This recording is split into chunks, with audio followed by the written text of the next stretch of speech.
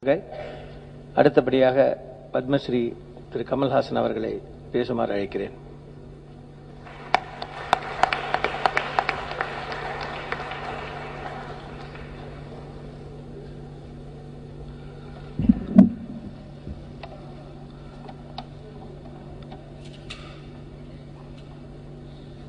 ஐயா நடிகர் திலகம் அவர்களே, ராஜேஸ்வரி அம்மா அவர்களே, மேடையில் வெற்றிருக்கும் பெரியோர்களே, வணக்கம். சரித்திரத்தில் எங்கள் முதலாளிகளின் பெயர்கள் பொறிக்கப்படும் பொழுது அங்கே நிற்பதில் நான் சந்தோஷம் அடைகிறேன்.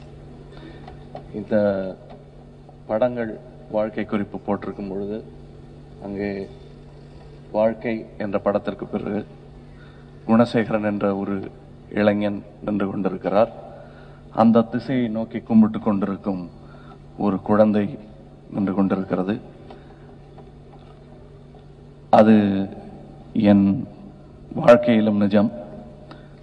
அந்த திசையை நோக்கி கும்பிட்டு கொண்டிருக்கும் குழந்தை நான்,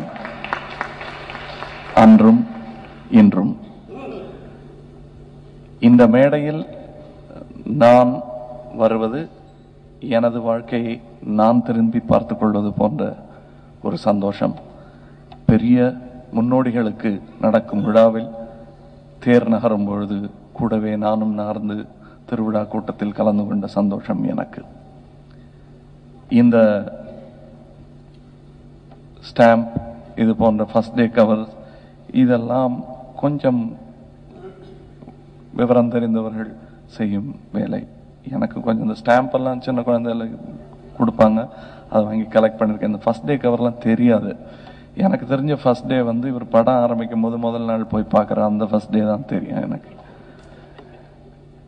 இன்னைக்கு அந்த ஃபர்ஸ்ட் டேயை பற்றி கவலைப்பட்டு கொண்டிருக்கிற ஒரு நடிகனாக தான் இருந்திருக்கிறேன். இதுதான் என் உலகம். இந்த உலகத்திற்கு ஒரு பெருமை சேர்கிறது என்னும் பொழுது இங்கே வந்து நிற்பது என் கடமையாகிறது.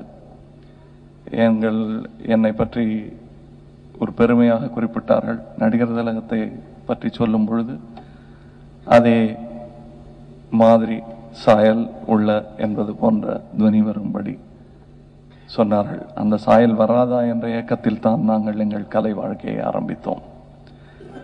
அதே ஏவிஎம் நிறுவனத்தின் குழந்தை நான். திரு எல்வி பிரசாதர் அவர்களுடனும் தொடர்புண்டு. சுப்பிரமணியம் அவர்கள் குடும்பத்துடன் எனக்கு கிட்டத்தட்ட உறவே வந்துவிட்டது என்று சொல்லலாம். நண்பர், சகோதரர் என்ற நிலைமைகளில் எனக்கும் தொடர்புண்டு. மற்றபடி இங்கே ரெண்டார்கை அவர்கள் சொன்னதும், தியேடார் பாஸ்கர் அவர்கள் சொன்ன இந்த சரித்திரத்தை வாய்விளக்கு கேட்டுக்கொண்டிருக்கும் ஒரு ரசிகனாகத்தான் என்னால் இங்கே இருக்க முடிந்தது. நடிகர் திலகம் அவர்கள் என் காதில் சொன்னார்கள், இதெல்லாம் நம்ம தெரிஞ்சிக்கவே இல்லை பாரு, இவங்களுக்கு தெரிஞ்சிருக்கு. சினிமாவை பற்றி தெரியாதவங்க, சினிமா தொழிலில் இல்லாதவங்களுக்கு நிறைய சினிமாவை பற்றி தெரிஞ்சிருக்கு. சினிமா தொழிலில் இருக்கிற நமக்கு தெரியல என்னாரு. இதுக்கு தான் நிறையா படிக்கணுங்கிறது அப்படின்னாரு. அவர் தன்னை பற்றி சொல்லிக்கிறாரா இல்லை என்னை குற்றம் சொல்லுகிறார்களா என்று தெரியவில்லை. இதுக்கு தான் படிக்கணும். இனிமே எனக்கும் கொஞ்சம் லேட்டு தான் தோணுது. நானும் சரியா படிக்கல. ஆனா பள்ளிக்கூடத்தில் தான் படிக்கல. இங்கெல்லாம் நிறைய இவர் டயலாக்லாம் மனப்பாடமா சொல்லுவேன். அதே திரு எல்வி பிரசாத் அவர்கள் இயக்கிய படத்தின் டயலாகும் ஏவிஎம் பராசக்தி டயலாகும் மனப்பாடம். அதுதான் கேட் பாஸ் எல்லா நடிகர்களுக்கும் அந்த காலத்தில். அந்த கேட் பாஸை வைத்துத்தான் நான் நுழைந்தேன். சின்ன பிள்ளையா இருக்கும்போது அவருக்கே அவருடைய வசனங்களை பேசி அவரை அவமானப்படுத்தி இருக்கிறேன். குழந்தை என்பதனால் மன்னிக்கப்பட்டேன்.